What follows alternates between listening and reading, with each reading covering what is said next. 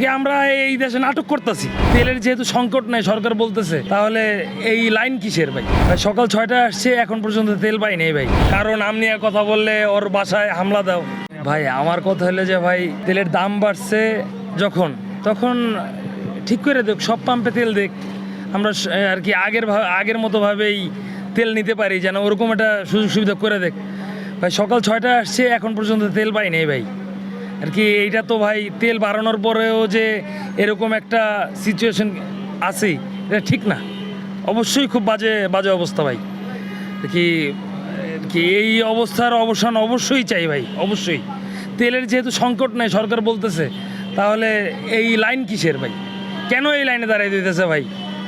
আমরা যদি অধিক টাকা দিয়ে যদি তেল কিনি, তাহলে পাম্পগুলো সব পাম্পে তেল দিতে বলুক। সব পাম্পে তেল দিতে বললে তো আর আমরা এই সিরিয়ালে দাঁড়ায় তেল নিতে হয় না ভাই। এইটা ভাই আসলেই ভাই রাগ ক্ষোভ অনেক কিছু আছে ভাই, বললে আবার অনেক সমস্যা হয়। হ্যাঁ, এই আরে মারো, ওরে ধরো, কারণ আমনি আর কথা বললে ওর বাসায় হামলা দাও। এই জন্য ভাই কিছু বলতে চাই না ভাই, যতটুকু বলছি আর কি এইটাই অনেক ভাই।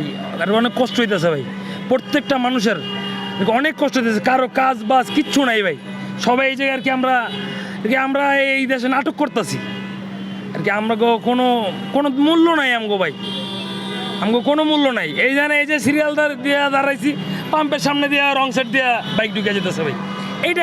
এইটা কোনো মানুষ, কোনো সুস্থ মস্তিষ্কের লোক বেলাইনে ঢুইকা আর কি আমরা যে কষ্ট করতেছি, আমরা 6টাতে দাঁড়া রয়েছি, এর কোনো মানে আছে ভাই? তাদের কি মিনিমাম মূল্যবোধ নাই? একটু কমন সেন্স নাই যে এটা কিভাবে সম্ভব ভাই? হ্যাঁ, এগুলো উচিত না ভাই, আসলে উচিত না। সরকারের কাছে আর কি আকুল আবেদন যে তেলের দাম যেহেতু বাড়ানো হয়েছে, অবশ্যই তেলটা সব পাম্পে দেওয়ার আর কি আগের মতো করে দেওয়ার দরকার। নাহলে ভাই আর কি আমরা আমজনতা আর কি, যারা আর কি নাগরিক দেশের, তারা আসলে ভালো থাকতে পারতেছি না ভাই।